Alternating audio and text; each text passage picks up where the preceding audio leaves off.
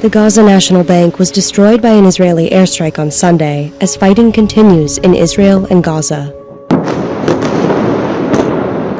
More than 700 Israelis have been confirmed dead, and 560 Palestinians have been killed after Hamas, a militant group from Gaza, launched an unprecedented attack on Israel over the weekend. Hamas worked with Iranian security officials to plan the attack, according to senior members of Hamas and Hezbollah, another Iran-backed militant group. Western leaders have denounced Saturday's assault and offered support to Israel. I've just spoken with Prime Minister Netanyahu to assure him of the UK's steadfast support as Israel defends itself against these appalling attacks. Iranian security officials helped Hamas plan the surprise attack on Israel, senior members of Hamas and Hezbollah said. The green light for the attack, which included air, land, and sea incursions, was given at a meeting in Beirut last week. A spokesman for Iran's mission to the UN said Iran stood in support of Gaza's actions, but didn't direct them.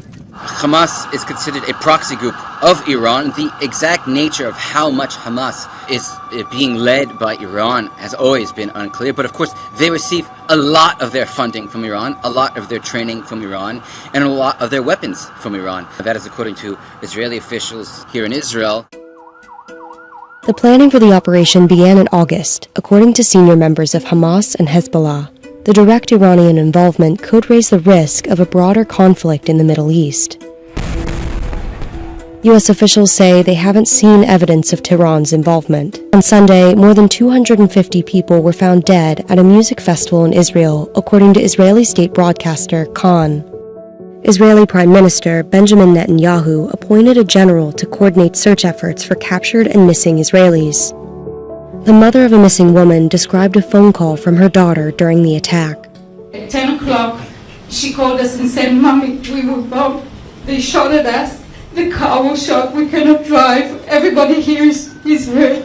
There were 4 kids in the kids. They were 23, 25, 30. Everybody was shot. They were bleeding. Since the conflict began, world leaders have been speaking out, largely condemning the attacks on Israel.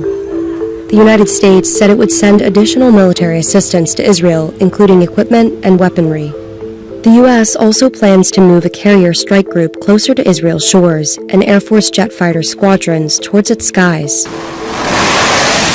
A move that signals its support and aims to deter Iran from taking advantage of the uncertainty in the region. A Hamas spokesperson said the decision to deploy an aircraft carrier near Israel by the U.S. is participation in the aggression against our people. The U.S. is sending one of its largest aircraft carriers to the region, and it's very clear who that's a message to. It's not the message to Hamas. It's not a message to Gaza. That's very clear.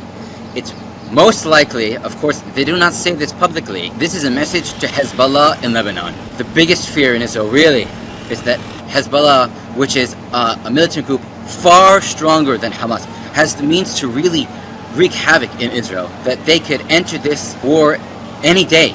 Hezbollah is trying to deter Israel from invading Gaza, from creating a ground invasion into Gaza, and on the other hand, Israel and now the United States are trying to deter Hezbollah from joining this war. The Israeli military said that as many as 1,000 Hamas militants entered Israel from Gaza over the weekend, many of whom were armed. The Israeli military is preparing the ground in Gaza for an invasion, for a ground invasion. They've cleared the communities around the Gaza border, not only because it's not safe for them there, but in order to have freedom of operational movement in that area. They have not declared that they will do it, but they are making very clear preparations that they will do it. And if you listen here to the politicians here in Israel, many of them are talking about removing Hamas entirely from the equation. There's only one way to do that, and that's a ground assault. That will take a very long time to do. It will be a very